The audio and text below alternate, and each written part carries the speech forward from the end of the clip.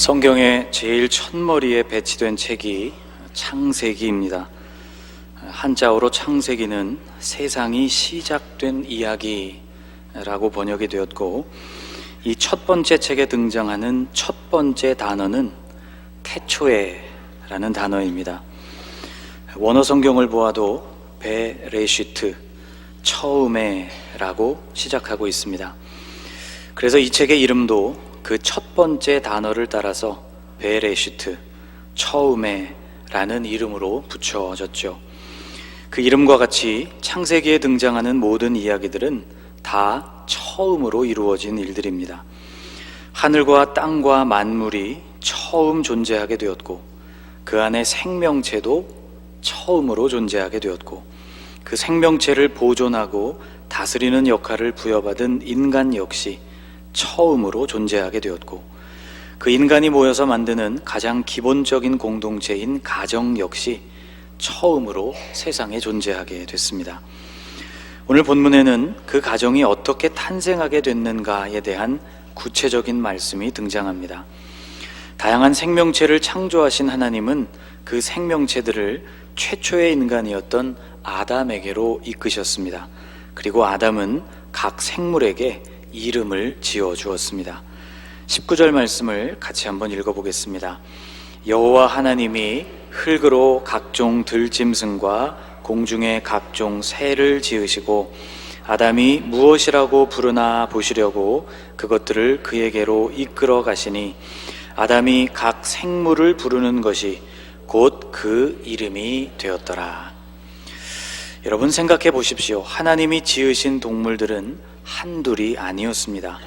어떤 기준을 가지고 어떤 이름을 붙여주었는지는 모르겠지만 그 많은 동물들에게 모두 이름을 붙이는 일이 간단치는 않았을 것입니다. 그런데 아담은 하나님께서 자신에게로 이끌어주시는 모든 동물들에게 이름을 지어 붙였습니다. 이것이 뜻하는 바가 무엇일까요? 아담에게 지성이 있었다는 뜻입니다. 보통의 지성이 아니죠. 다른 어떤 피조물에게도 주시지 않은 특별한 능력입니다. 생각을 하고 그 생각을 바탕으로 판단을 내리고, 그로 말미암아 내려진 그 결정을 따라 움직이는 능력은 우리 스스로 만들어낸 능력이 아니라 하나님께서 당신 안에 있는 특별함을 우리 안에도 부어주셨다는 증거입니다. 그런데 이와 같이 뛰어난 지성을 가진 아담은 행복했을까요? 오늘 본문을 보면 그렇지가 않았다는 것을 알게 됩니다. 18절이 이렇게 기록되어 있습니다. 여호와 하나님이 이르시되 사람이 혼자 사는 것이 좋지 아니하니 내가 그를 위하여 돕는 배필을 지으리라 하신지라. 지성을 갖춘 존재인 아담이었지만 혼자 사는 것은 좋지가 않았습니다. 여기 좋지 않다는 말은 히브리 말로 로토브입니다. 토브라는 말 앞에 부정을 뜻하는 로가 붙여졌습니다. 토브, 선하다, 아름답다는 말은 하나님의 창조를 다루고 있는 오늘 본문 바로 앞장인 창세기 1장에 7번이나 등장하고 있는 단어이죠. 하나님이 창조하신 세계는 주님께서 보시기에 좋은 세계였습니다. 그러니까 아담이 홀로 있는 것이 로토브, 좋지 않았다는 것은 천지 창조의 흐름에서 볼 때 심각한 문제라는 것을 보여줍니다. 그래서 하나님은 아담을 위해서 배필, 짝을 만들어 주셨습니다. 사람이 가정을 이룬다는 것은 그 혹은 그녀가 얼마나 똑똑하고 얼마나 능력이 있는가, 얼마나 잘난 사람인가와는 별로 상관이 없습니다. 하나님은 사람을 혼자 살도록 만드시지 않았습니다. 아무리 특출하고 빼어난 존재라고 해도 그 존재 안에 있는 외로움은 스스로 해결할 수가 없는 것이죠. 토브한 창조 질서 속에서 돕는 배필을 만난다는 것은 매우 토브한 일, 선하고 자연스럽고 아름다운 일입니다. 사람은 처음부터 이렇게 함께 살도록 창조된 존재입니다. 하나님은 홀로 있던 아담에게 배필을 주시려고 하셨습니다. 그런데 그 배필을 만드실 때 하나님께서 사용하셨던 재료가 좀 특별합니다. 21절 이하에 이렇게 되어 있죠. 여호와 하나님이 아담을 깊이 잠들게 하시니 잠들매 그가 그 갈빗대 하나를 취하고 살로 대신 채우시고 여호와 하나님이 아담에게서 취하신 그 갈빗대로 여자를 만드시고 그를 아담에게로 이끌어 오시니. 하나님은 아담의 갈빗대로 여자를 만드셨습니다. 갈빗대로 어떻게 사람을 만들 수 있을까에 대해서 과학적이고 생물학적으로 접근하려는 사람은 성경이 어떤 책인지를 잘 이해하지 못하는 사람입니다. 성경에는 과학적인 현상들을 반영하고 있는 많은 이야기들이 들어있지만 그렇다고 해서 성경이 과학책은 아닙니다. 성경 안에는 과학, 문학, 인문학, 윤리학 등 거의 모든 범주가 들어있고 이런 범주들을 통해서 인간의 언어로 인간 너머에 계신 하나님과 그 역사를 설명하는 책이 성경인 것이죠.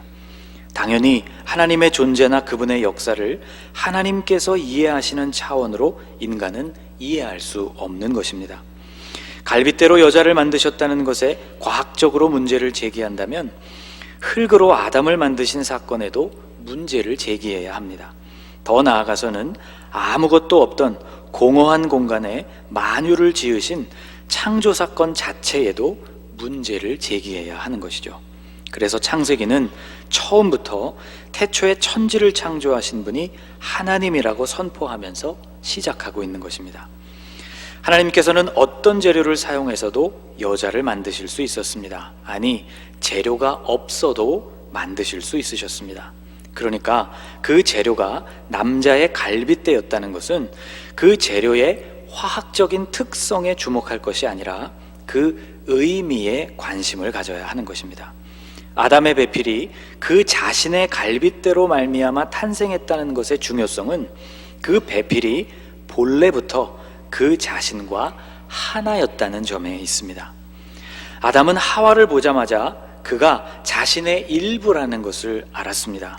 23절이 이렇게 기록하죠. 아담이 이르되 이는 내 뼈 중에 뼈요 살 중에 살이라. 이것을 남자에게서 취하였은즉 여자라 부르리라. 결혼을 하고 가정을 이룬다는 것은 서로 다른 두 사람이 만나서 하나가 되어가는 억지스럽고 또 부담스러운 과정이기 이전에 본래 하나였던 상태로 돌아가는 것입니다. 우리말 남과 여는 한자에서 온 말이죠. 남자를 뜻하는 한자어는 밭전자와 힘력자가 합쳐져서 만들어진 글자입니다. 힘력자는 보시는 것처럼 농기구인 쟁기를 닮아 있습니다. 그러니까 이 말 속에는 남자의 주된 역할, 쟁기로 밭을 가는 존재라는 뜻이 들어가 있는 셈이죠. 여자의 경우는 여인이 바닥에 무릎을 꿇고 앉아있는 모양에서부터 나온 글자입니다. 고대 중국 사람들은 바닥에 자리를 깔고 그 위에 꿇어 앉는 것이 보통이었다고 하죠. 여성의 두 손은 가슴 앞에 교차해 두었는데 이것은 고대 중국 사회에서 여성의 지위가 낮았다는 것을 나타내 줍니다. 우리가 사용하는 남과 여는 이와 같이 그 존재의 역할이나 혹은 모습을 형상화한 말입니다. 그런데 성경의 남자, 성경의 여자는 그 구분의 기준이 존재하게 된 출처와 관련이 있습니다. 남자는 히브리 말로 이쉬라고 읽습니다. 여자는 이쉬아인데 이쉬 뒤에 아가 더 붙어 있는 형태입니다. 하나의 단어에서 새로운 단어가 파생된 형태이죠. 이 단어의 탄생에도 창조의 원리가 반영되어 있는 셈입니다. 남자에게서 나온 존재이기 때문에 여자가 된 것이죠. 이쉬에서부터 이쉬아가 나왔다는 것입니다. 여러분, 오해하지 마십시오. 순서를 강조하고자 함이 아닙니다. 남자가 먼저 존재했으니 더 나은 존재라는 의미가 아니라는 말씀입니다. 순서를 따져보자면 본래 하와는 아담의 갈빗대였으니 아담이 창조될 때 그 갈빗대도 함께 창조된 것이라고 봐야 하는 것이죠. 다시 말씀드리지만 중요한 것은 순서가 아니고 출처입니다. 아내란 본래 남편의 갈빗대였다는 것, 그 둘은 서로 아무런 연관이 없는 존재가 아니고 원래부터 온전한 하나였다는 것이 중요한 점이죠. 이미 결혼하여서 부부가 되신 여러분, 여러분은 남편과 혹은 아내와 온전한 하나이십니까? 사실 아담에게는 배우자를 만나는 일에 전혀 문제가 없었습니다. 그에게는 사실 선택의 여지가 없었죠. 22절을 보면 하나님은 아담의 갈빗대로 배우자를 만드신 후 그녀를 아담에게로 이끌어 오셨다고 기록하고 있습니다.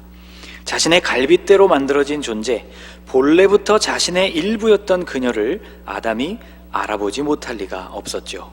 또 그녀를 이끌고 오신 분이 하나님이시니 아담이 어떻게 그에 대하여 아니라고 말할 수가 있었겠습니까? 결혼이 아담과 하와에게는 큰 문제가 아니었습니다. 그런데 여러분, 지금은 어떻습니까? 그렇지가 않죠. 뼈 중에 뼈, 살 중에 살을 찾기가 보통 어려운 시대가 아닙니다. 내 뼈, 내 살인 줄로 확신을 하고 결혼을 했지만 아니라는 판단이 들어서 결혼을 무효로 돌리는 경우도 많아지고 있습니다.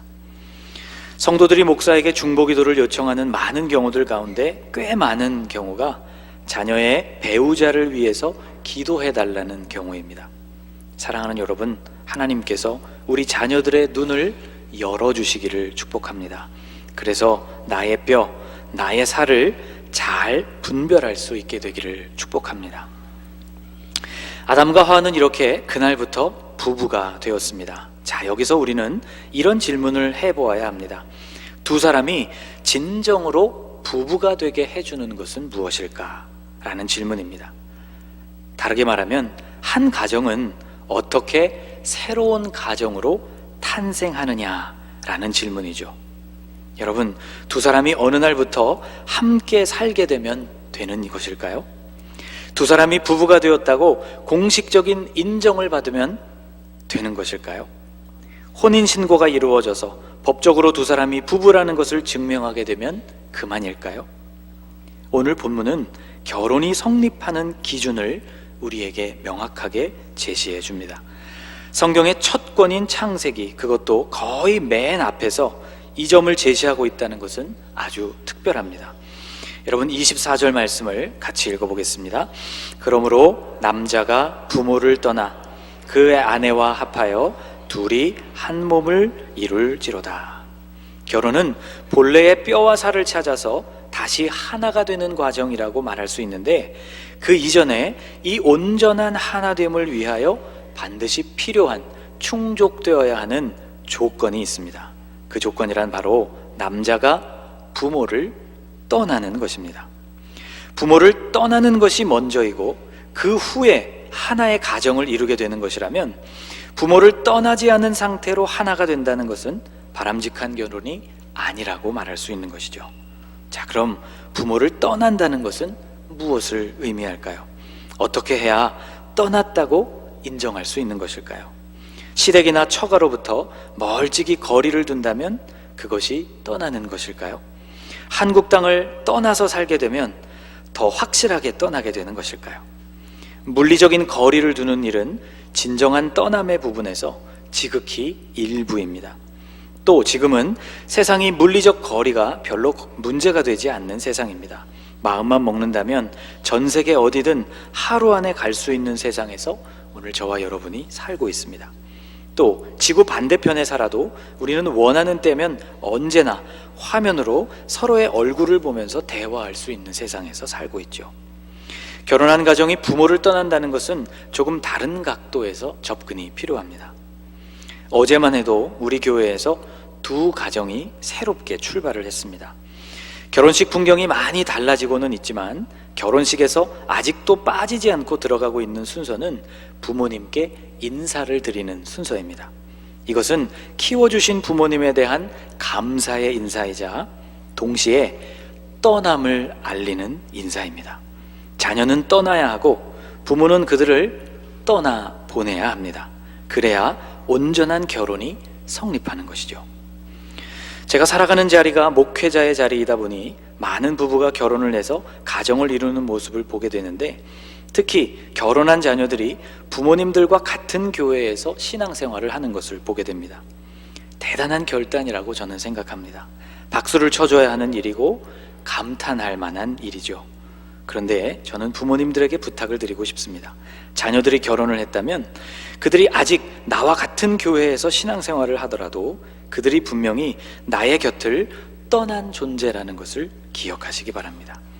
자녀들이 결혼을 했음에도 걱정이 될 정도로 많이 신경을 쓰는 부모님들을 보았습니다. 지금부터 제가 간절하고 간곡하게 부탁드리는 이 말을 여러분 머리에 새기시고 마음에 새기실 수 있기를 간절히 부탁합니다. 결혼하는 자녀의 거처를 어디에 결정하는지, 그 집에 어떤 물건이 들어가는지 자녀들이 결정하게 하시기를 바랍니다. 무슨 커튼을 달아줘야 하나 고민하지 마십시오. 어떤 커튼을 달든 그 부부가 결정하게 하십시오. 시커먼색 커튼을 달든 새하얀 커튼을 달든 이제 그 집은 내가 살 집이 아니고 내 자녀와 그 배우자가 살아가게 될 집입니다. 무엇을 먹고 살든지 여러분 걱정하지 마십시오. 배가 고프면 어떻게든 살게 되어 있습니다. 매번 음식을 공수해 주는 일을 중단하시기 바랍니다. 여러분, 우리 자신이 결혼 이후 어떻게 살았는지를 한번 생각해 보십시오. 처음부터 요리사 수준으로 그렇게 식사를 준비할 줄 아는 부부는 많지 않았습니다. 미숙함에서 성숙함으로 발전할 때까지 지켜보시면서 응원해 주시기를 바랍니다. 결혼 후에도 같은 교회를 다니겠다고 결심한 것은 보통 결심이 아닙니다. 같은 공간에 머문다는 것은 사실상 눈치가 보이고 신경을 써야 할 일이 한두 가지가 아니죠. 신앙생활에까지 시집살이, 처가살이가 되지 않도록 자녀들을 배려해 주시기를 바랍니다. 가장 훌륭한 배려는 독립한 자녀들을 그냥 놔두는 것입니다. 주일에 사위나 며느리가 무슨 옷을 입고 왔는지 일일이 지적하지 마십시오. 손주의 옷을 얇게 입혔는지 두껍게 입혔는지도 마음 쓰지 마시기 바랍니다. 생명이 위태로운 문제가 아니라면 간섭하는 일을 피하시기 바랍니다. 그들은 우리 부모를 떠나 새롭게 가정이 된 사람들이라는 것을 기억하십시오. 안타까워 보이는 부분이 있을 수 있죠. 그러나 여러분, 지적하고 고치려고 하시지 말고 위하여 기도하는 부모가 되십시오. 전능하신 주님의 손에 우리 자녀의 가정을 맡겨드리실 수 있기를 축복합니다. 결혼한 부부들에게도 당부를 드리고 싶습니다. 사랑하는 여러분, 부모님의 영향력에서부터 진실로 떠나실 수 있기를 바랍니다. 감정적으로 부모님이 훨씬 가깝다고 느낄지도 모릅니다. 그러나 두 사람의 문제를 부모님께 가져가도 부모님이 그것을 해결해 주지는 못합니다. 경험에서부터 나온 진실되고 지혜로운 충고를 듣게 될 것이지만 결과적으로는 걱정만 더 시켜드리는 결과가 되기 쉽죠. 두 사람의 갈등을 해결하는 것은 두 사람의 노력이 아니고서는 불가능한 일입니다. 어색하고 답답한 시간이 이어질지라도 이제 부모님을 떠난 만큼 두 사람 안에서 그것을 해결하는 방법을 터득해 가시기를 축복합니다. 부모를 떠나는 일에는 정신적으로 떠나는 일이 포함되어 있기 때문입니다. 아직은 부모님이 경제적으로 더 여유가 있을지 모릅니다. 그래도 부모님께 경제적인 도움을 바라지 마십시오. 부모를 떠나는 일에는 경제적으로 떠나는 일도 포함되어 있기 때문입니다. 아들과 딸은 수십 년 동안 엄마의 음식 맛에 길들여져 있습니다. 배우자를 사랑해서 결혼을 하기는 했지만 하루아침에 입맛까지 바꾸기는 어렵습니다. 어머니가 음식 솜씨가 좋은 분이었다면 배우자가 차려놓은 식탁 앞에서 어머니 음식이 생각날 수도 있죠.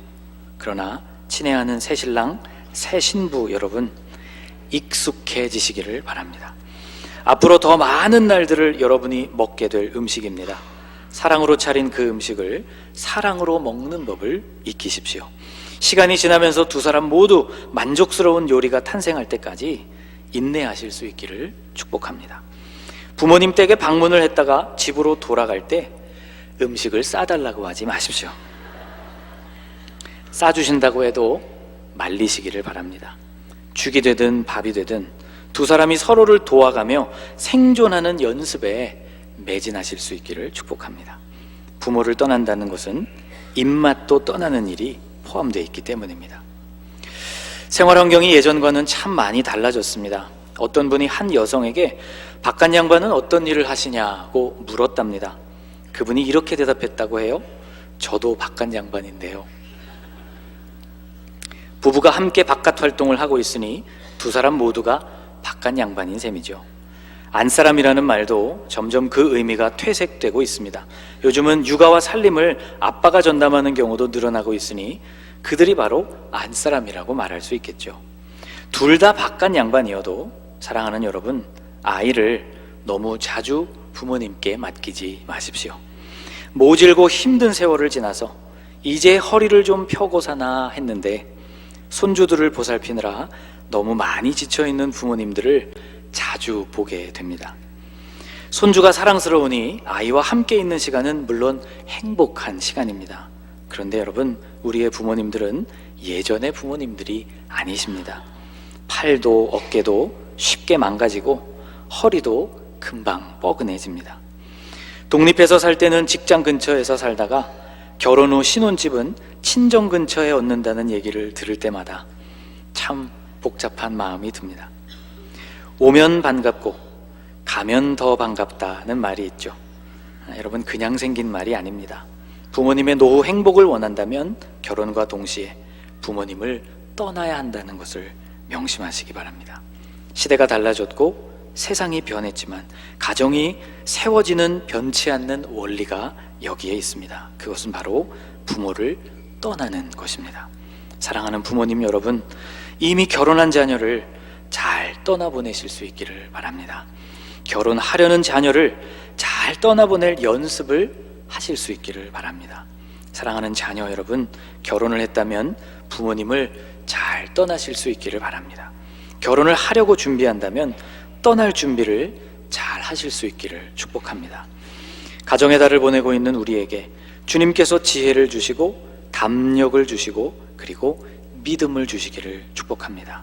그래서 주님이 기뻐하시는 가정의 모습으로 우리가 매일 성숙해 나가실 수 있기를 주님의 이름으로 축복합니다. 기도하겠습니다.